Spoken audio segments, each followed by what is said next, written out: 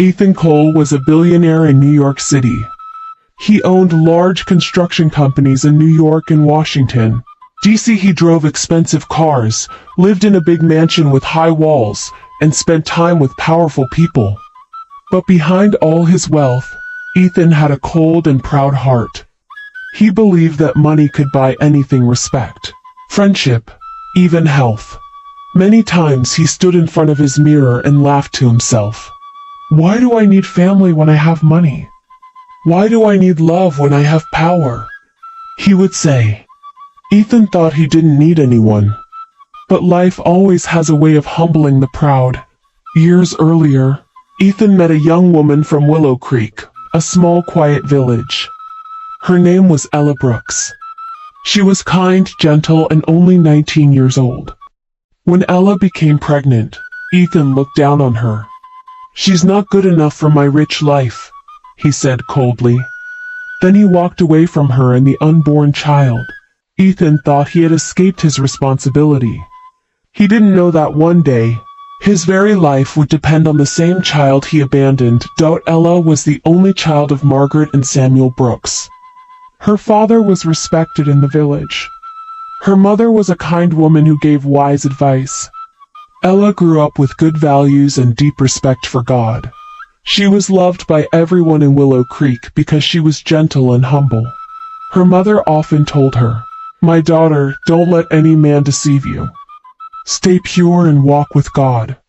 Ella always smiled and replied, "Yes, mother. I will never bring shame to you."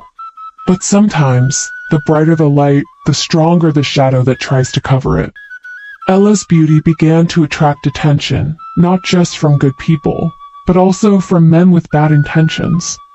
And that was how Ethan Cole noticed her. Ethan had received a big construction contract from the Crown Prince to build a grand residence in Willow Creek. One morning, as he drove through the village, he saw Ella walking home from the stream with a bucket of water on her head. Her simple dress, her calm steps, and her natural beauty caught his eyes. Ethan slowed down his car, rolled down the window, and called out, "Hello, beautiful. Can I help you?" Ella ignored him and kept walking. Ethan was surprised. He wasn't used to being ignored. Women in the city always chased after him. He tried again, louder this time, but Ella didn't answer. She just walked straight to her family compound and went inside. Ethan sat in his car, shocked. No one had ever rejected him before. That night, he couldn't stop thinking about her. The next day, Ella's mother sent her to the market. As Ella walked, Ethan's car appeared again. He followed her slowly, smiling. She walked faster, trying to ignore him. Finally, she stopped so he would stop following her. Ethan stepped out of his car. "I'm Ethan," he said with a soft smile. "I'm Ella," she replied calmly. "Why are you treating me this way?" he asked. "I just want to talk to you." Ella said nothing. "Listen, I don't want you as a girlfriend," Ethan said. "I want you as my wife.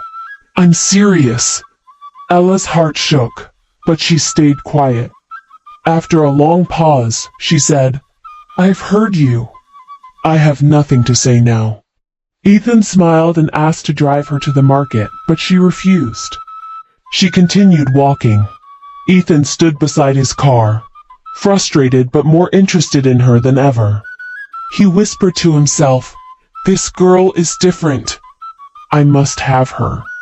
That evening, Ella returned home with her basket of food. She cooked dinner and served her parents. But she couldn't forget Ethan's words. No man had ever spoken to her like that before. Later that night, she went to the stream to fetch water. As she returned, Ethan appeared again. He came down from his car, gently took the bucket off her head, and placed it on the ground. For the first time, Ella looked into his eyes and whispered, "Please, don't hurt me. You're the first man I've allowed to come close to me. If I give you a chance, don't disappoint me." Ethan placed his hand on his chest. "I promise I'll never hurt you," he said softly. I'll love you and honor you. Then he asked her to meet him the next day during the youth celebration in the village. Ella nodded slowly. That night, she carried more than just water home. She carried a secret in her heart.